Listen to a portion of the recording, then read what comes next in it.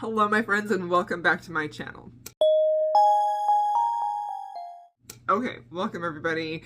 Today I have my end of November wrap up for you. So I have a video for the first half of November, which I'll have linked down below, and then this video is for the rest of November, so we're not repeating books in both videos. So I read 8 books for the last half of November, and I had some of my favorite reads of the year in this last half, so I'm very happy about that. So let's go ahead and get started talking about them. So the first book that I want to mention is Daughter of No Worlds by Carissa Broadbent. This is a fantasy romance, and I absolutely loved this book. I had been seeing this like floating around just recently, and for some reason that led me to believe that it was new, but this book I think actually is her first series, and I think it was published last year. No, 2019. This book was published in 2019. It is a completed series now, and I really enjoyed this. For a while, I sort of wavered.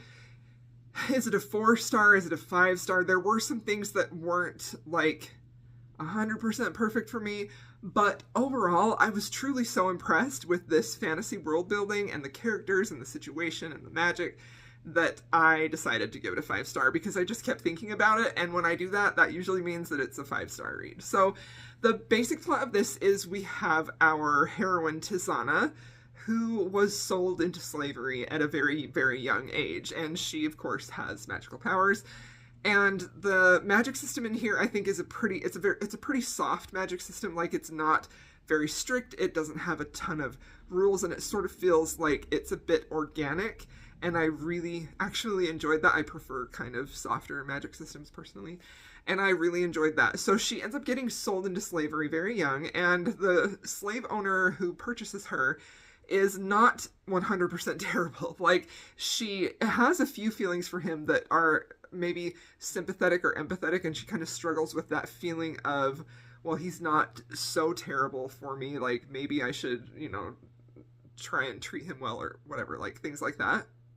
However, she's been saving for a very long time to buy her freedom because she can, but it's just an exorbitant price. And so she suddenly comes into some money and she tries to buy her freedom, but things go wrong with the slave owner and she ends up escaping and leaving all of her friends behind. She then ends up getting in with this other government group, and there is this man in that group who kind of wants to stay apart from the government. He doesn't want to be actively involved in any type of like rebellion or plot against them. He wants to kind of live life on the sidelines. And he is a fire wielder, and he's a very powerful man. And so, but he ends up feeling a bit sympathetic for the heroine, and he sort of takes her under his wing to tutor her and train her in her magic. And eventually, that's the romance. So it's sort of like a tutor-student type of romance, which I really, really love. That element of it was a little bit reminiscent of Throne of Glass, but I think and the fact that she was in slavery and then got her freedom, I think that, as far as I could tell, that was really the only similarities. I think a lot of people have been comparing this to Throne of Glass, and I don't really feel like they're comparable at all. I feel like they're pretty different. The only thing maybe that is the same is that this is a blonde young woman with a sword being a bad A. But I honestly was pretty fascinated by this world. I liked the political intrigue. I liked the slow building plot. I think that this story moves at a pretty slow pace, and that was really why I was sort of hesitant about, do I give this a 5-star or a 4-star, because there were parts of this book that definitely felt slow to me. However, I personally really love, to a certain extent, books that do move slower, because I feel like you get little details that you have to like pay attention to that come into play later on, and you also get small details about the characters, if it's done right. Like, not all slow books do this, but you get little details into the characters' personalities, their psyche, their past, and that really just fascinates me, especially when we get those quiet moments when they're together. And that happened a lot in this book, particularly in like the training sequences. And I will say that like the last maybe like half to a third of this moved much, much faster once things involving the entire world and a certain plot element regarding the heroine and magic and a weapon and things like that really made this just like start to zoom right on by. And this is a very, very slow burn romance. So I think that this really sort of rings my bell in a way that a lot of fantasy romances don't, in that I enjoyed the way that this fantasy world was set up. I felt like it was very thoughtful. This is the type of fantasy world that doesn't feel hastily thrown together just to sort of have a fantasy experience where they can just have some erratic times. You know, like this is some very good world building, I think. It is a little bit vague, but it feels very grounded in reality, and I like that also.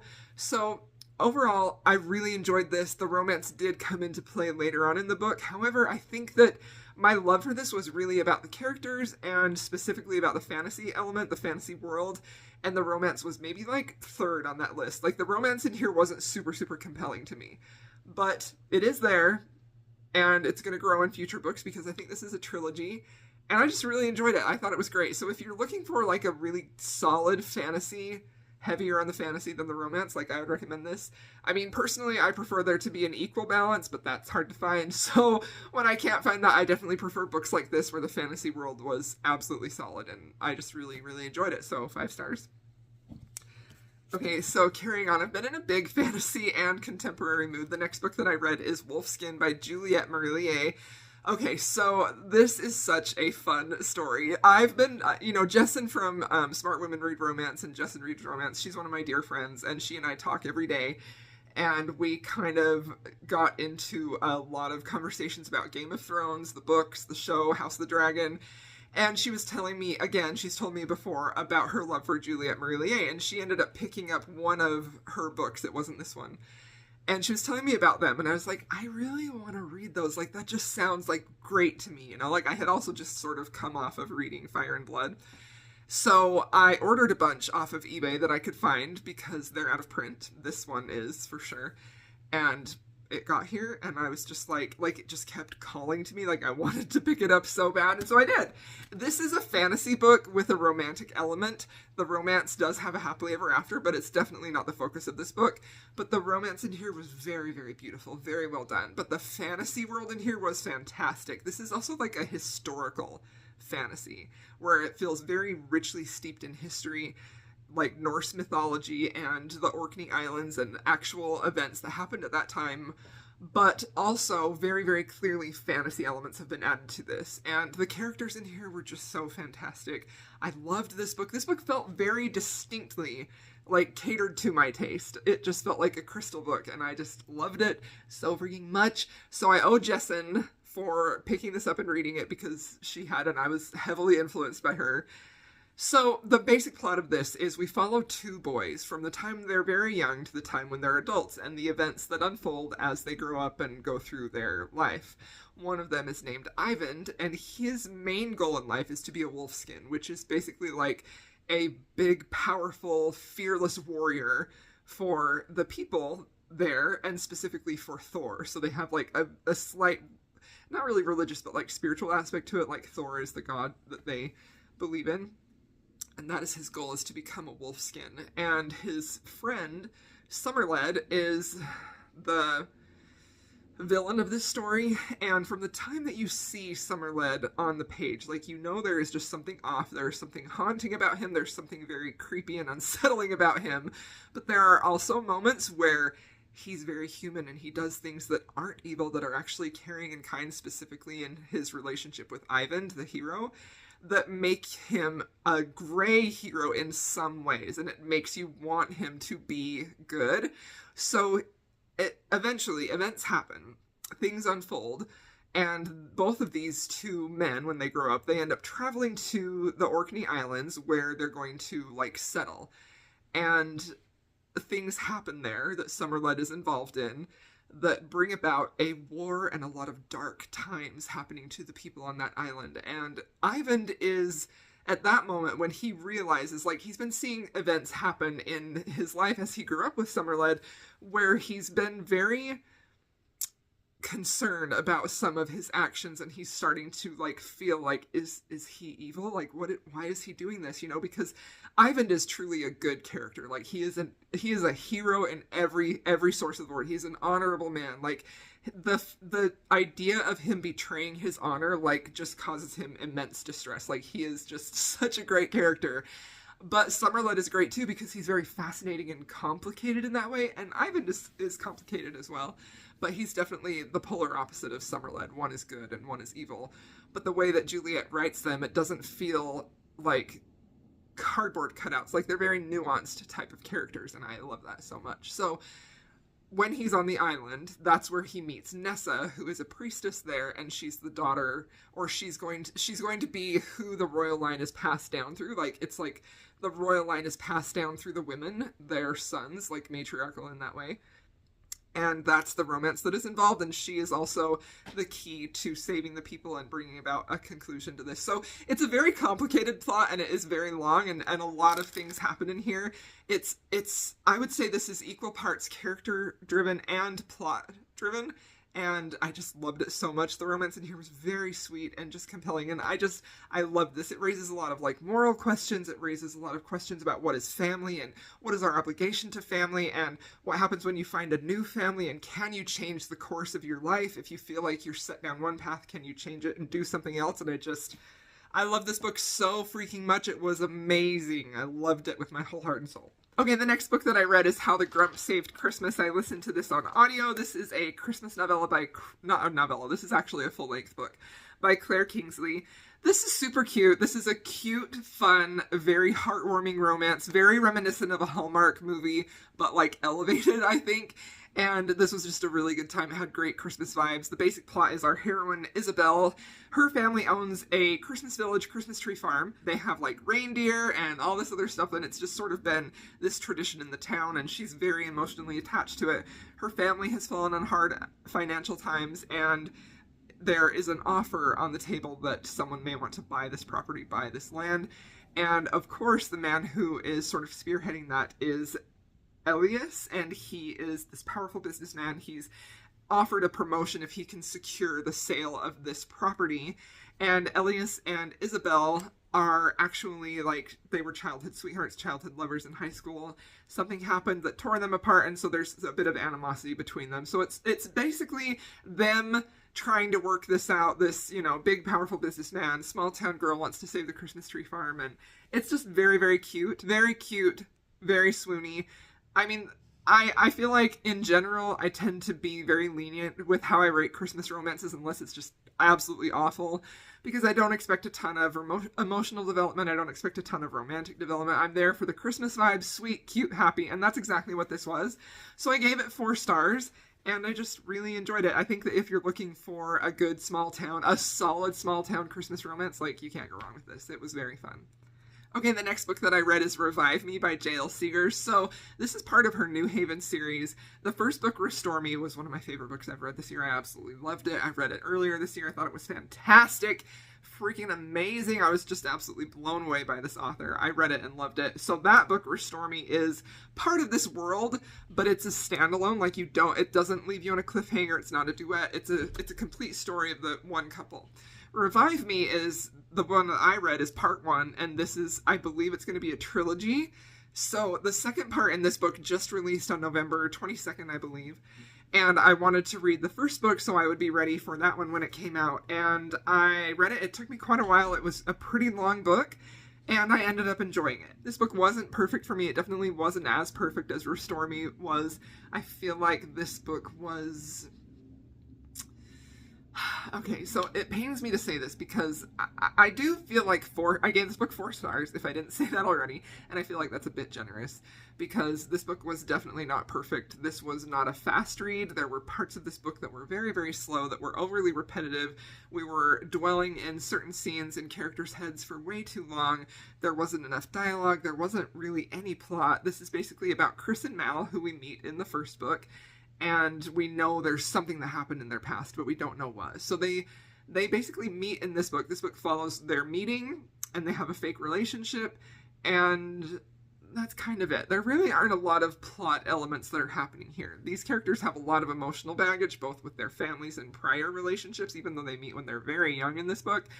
And so we explore a lot of that. Like, there's a lot of time in this book spent in the characters' heads, not necessarily with them together, or even sharing their thoughts with one another. It's very introspective. And I think that is really my problem with this, because naturally, when you're in a character's head so much, you know, so for example, like, you're in a scene, there's some dialogue, and maybe like a sentence or two. It's not a lot of dialogue exchange. It's not a lot showing this scene, this interaction between these characters. You'll have some dialogue, and then you'll have paragraphs and paragraphs of internal thought of maybe past events, or what this other character is thinking. And I really feel like that was detrimental to the pace of this book for sure, but it also detracted from the emotional impact because we were in their heads so much, but it wasn't necessarily in this moment with the heroine. It was a lot of reflection on the past and a lot of speculation on what might be going on with the other character, very little actual communicating. That keeps you at a distance from the characters. It puts you in the past instead of following the flow of the story and the things that are happening in this. So I hesitate to... I just couldn't bear to give it lower than a 4, but realistically this is probably like a 3.5. But this author has so much potential and so much promise. I just wish that this book had been tighter, edited a bit tighter, that her words had... Like, she is a beautiful writer. She knows how to use words. But I feel like this was overly wordy. There were just too... This is a really good example of a book that is... The story is hampered by the excessive use of beautiful literary words. And I've run into a few books like that, even though that is definitely my bent. Like, I love books like that. But it needs to be... There needs to be some brevity to the words, some editing and choice of the words used, the beautiful words, the literary words, the flowery words, in order to keep the story pace going, and that just didn't happen here. So I was slightly disappointed in this book, and I gave it 4 stars. Okay, the next book that I read is You Made a Fool of Death with Your Beauty. This book was absolutely fantastic. This is like a literary fiction romance. I adored this book. I looked at reviews after I had read this and gushed about it in a recent vlog, and I was really surprised to see how many people did not like this book at all. This book is heavy on themes of grief. It's basically about our heroine whose husband has passed away, and she's really experiencing a lot of grief. I think it's been like 4 or 5 years since he passed away. She's still deep in her grief, and she's really struggling to move on, and so she's finding all of these experiences to sort of like numb that pain and allow her to move forward. Things like sex and dating and working on her art, and there's a series of men that she dates before she ends up with I don't even know if date is the right word, that she's with, before she ends up with the hero of the book. And I've seen a lot of criticism about this book. I personally found it to be beautiful, emotional, very moving, and a little bit haunting and painful to read, but I just adored this author's writing. I adored these characters. I think this is a very messy relationship and a messy book, and in that way it feels realistic and optimistic at the end. There is a happily ever after in here. I really enjoyed this book. I stand by my 5-star rating. I stand by my 6-star rating because I loved this book, and it's definitely one of my favorites of the year. This book left an impact on me that is probably not going to go away anytime soon. Okay, the next book that I read is Part of Your World by Abby Jimenez, and I adored this book with my whole heart and soul. Loved it so much. This is a contemporary romance with an older heroine and a younger hero. She's just getting out of an emotionally abusive relationship, and she's trying to move on with her life. They have a very adorable meet-cute where the hero pulls her out of the snow, and there's a bet involving like if she will go home with him, and it's just like really cute. There are some farm animals on here. The hero is so swoony. He just adores and worships her, and he is just such a sweet man, and I love me a sweet hero, and that is exactly what he was here. I also really loved watching the heroine's progression from sort of in the beginning being this very like closed-in woman who has suffered from emotional abuse to really blossoming and coming into her own power and taking her life and getting what she wants. And I loved it, and I loved it. Okay, the next book that I read is Heartless. Okay, I finally read this book, and let me just tell you, this is one of the most fun reading experiences I've had all year. This book was just purely delightful from start to finish. It was so freaking good. This is another 6-star read, one of my favorites of the year. This is immersive writing. This has great characters. This has great banter, swoony romance, very hot romance, and just this fantastic story. I loved it. This to me is probably the best small town romance I have ever read in my life. I feel like everything about this book was perfect, and I have absolutely zero criticisms. Zero. It was fantastic. It's a single dad romance. He's trying to find a nanny. Enter Willa, the heroine, who is a bit not sassy or snarky, but she's definitely the kind of woman who is not gonna like get taken advantage of, and she's gonna stand up for herself.